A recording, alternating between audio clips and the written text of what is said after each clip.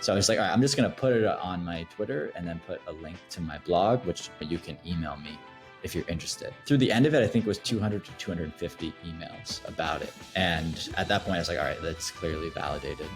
And then I just emailed each person back, and I just sent them like a personal note, asked them about their business, and then let them know that it's ready for pre-order. Over the course of 2 weeks, it sold like 10 to 20,000. And that was only from responding to emails and tweeting about the process of creating a course. So I didn't do anything else other than that. Hello and welcome back to Indie Bites, the podcast where I bring you stories of fellow indie hackers in 15 minutes or less.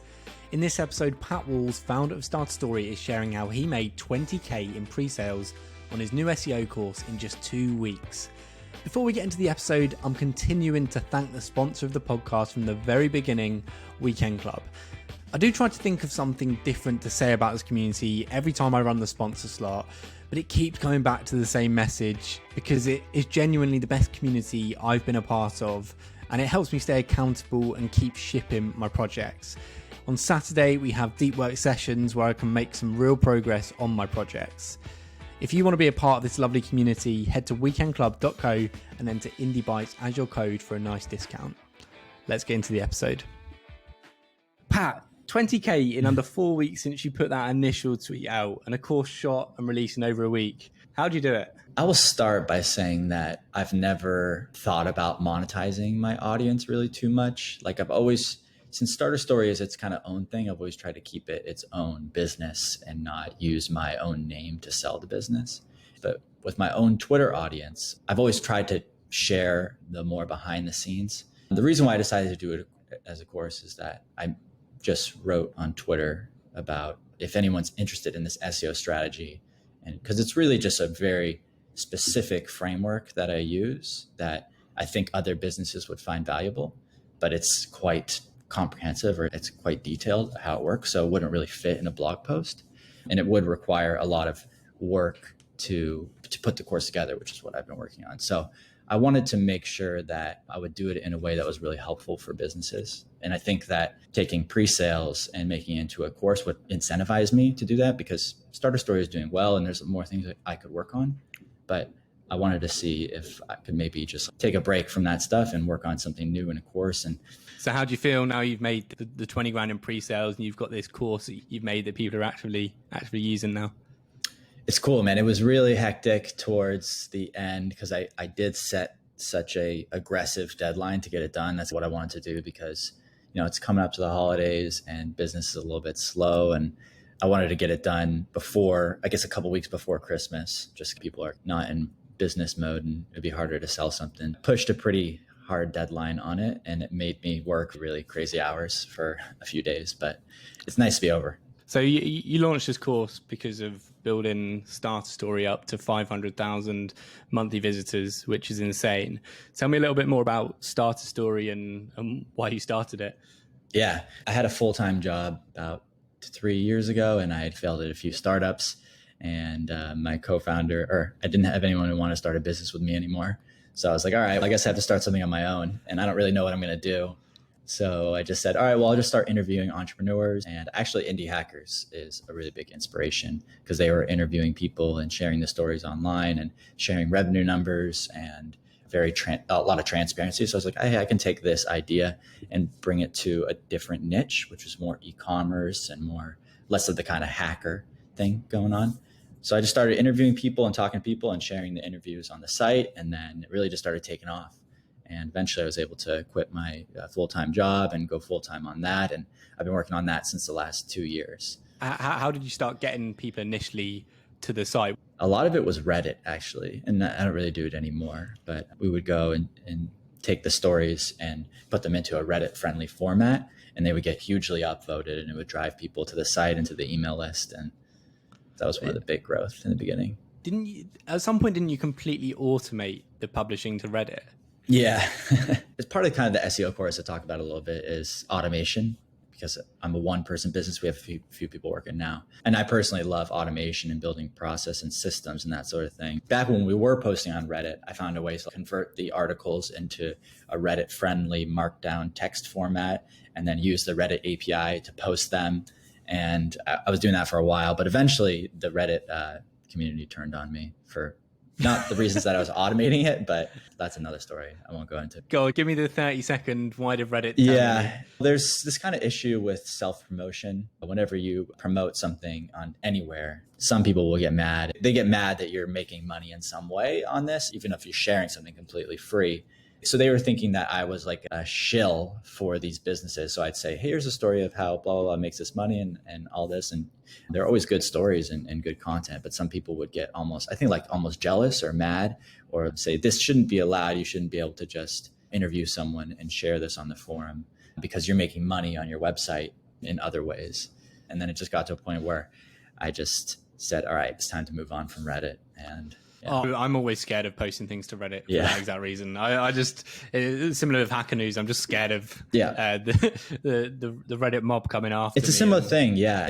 The issue is that Reddit users are anonymous. So they don't have any name or face associated with their account. So they can say whatever they want and no one would ever know who they are. So it causes some negativity, I think. How were you earning money from, how were you able to go full time on Start Story? Were you selling ads or? At first it was sponsors. This email marketing tool called Klaviyo, amazing tool. They've sponsored us for almost 3 years now. They were able to help me take it full time because they were very generous with their sponsorship. We monetize now with memberships, subscriptions, and as well as sponsorships or ads. So you've got a ton of stories on there now. How many have you got on there? Over 2,000 now. Over 2,000. Yeah. What's the most insane one you've seen off the top of your head? My favorite ones, there's so many, but I'll give you two. One of them is really funny. This guy said, you can send your friend chocolate penises. So it's like a prank site, and you can send them like a giant chocolate penis made of chocolate to your friend and troll them. And he was making like $25,000 a month on that. That's brilliant. But also there's one that for more valuable advice is if you look at Brewmate, Starter Story, Brewmate, Brumate.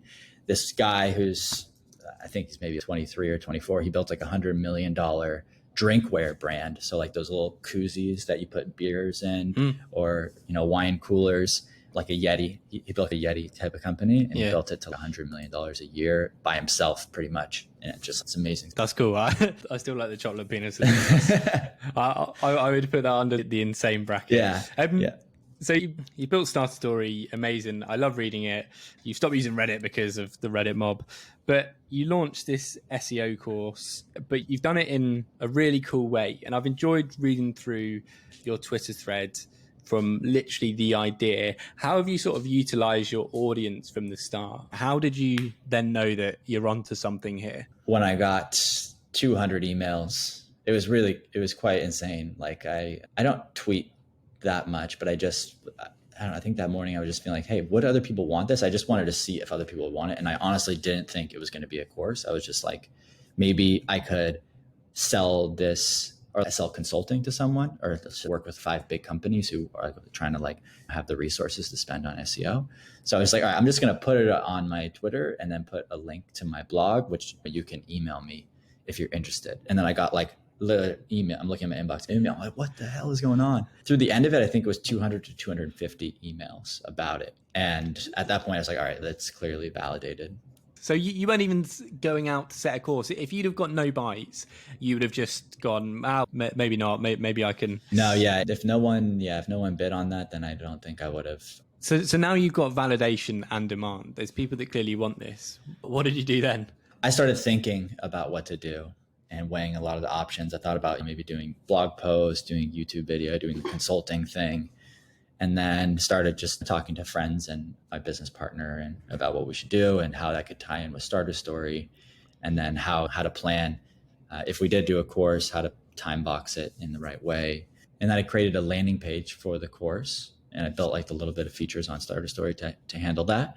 And then I just emailed each person back and I just sent them a personal note, asked them about their business, and then let them know that it's ready for pre-order. Over the course of 2 weeks, it sold 10 to 20,000. And that was only from responding to emails and tweeting about the process of creating a course. So I didn't do anything else other than that. I love that. So, and how did you decide how to price it? It was originally at $79 for the pre-sale, and then you changed it to 100 and now it's 129. How did you arrive on that first $79? And were you just sending people that link that had emailed you? Yeah. Even though I got some advice that it should be priced lower, I decided to price it at 129 and then do like pre-order discounts, because I thought that the SEO advice is a little bit a higher barrier to entry than, for example, building a Twitter, because you have to have a business, and SEO is something that is maybe a little bit more technically, you're just further along in your business if you're thinking about it. And then also I wanted to price it in line with Starter Story prices, because eventually we have a plan at Starter Story where you can have access to all courses. So I want to just be priced in line with that. My goal was never to maximize revenue or anything like that. Going back to what I said earlier, is that I'm really excited to do this course thing on Starter Story, and I won't just be creating courses, but there'll be like all the people we've interviewed will create their own courses and that sort of thing. So I just wanted to use this to kickstart it. And that's why I wanted to document on Twitter about the process of creating a course, because I wanted to just like give back in some way. But if I made no money on the course, or if I made way less, at least I would have gotten started with the feature on Starter Story. We've seen a big trend towards people building in public, sharing their numbers, sharing their progress, sharing what they're building, asking questions. How valuable has that been for you, aside from just the sales you got from it? Building in public it's been great for marketing and for my own audience and all that, but also it is what inspired me to start in the beginning. And that's Peter Levels was like my main inspiration. And he always had that open sharing. He kind of started the whole open startups movement, and he shared like an aggressive amount of information every day in a sea of Twitter people that are just not sharing anything or lying or covering up the truth. He would just say everything. So that was always my inspiration. And I always wanted to like pay it forward, or like what inspired me, I want to inspire other people. So when people tell me that I inspire them, then that's like the best part. What's impressed me most about earning this money from the course is how quickly you then executed on creating the course. I do podcast editing for people who told me to do a podcasting course, and I think, oh, it's going to take me too long, and I want to be a perfectionist over it. I want to spend months planning it and making sure the lessons are super highly produced. So how did you convince yourself to execute on it so quickly? I think it's a blessing and a curse, is that I'm not a perfectionist. And I'm not very calculated. I sometimes wish I was. I just more do things fast and break things and do them a little bit in a sloppy way. And sometimes I think if I was more calculated, if I could spend 6 months and really get this right and really nail it, maybe I could have $1 million course launch. But I don't think it's always great to execute if that's not your style. If you're more a perfectionist, or you like to take more time to do things, then go for it. I just want to get them done and get them done quickly, and learn through the process and try to move as fast as possible. Would you go back and redo any of the course? And now you shot it and done, is that you're done with it now, move on to the next thing?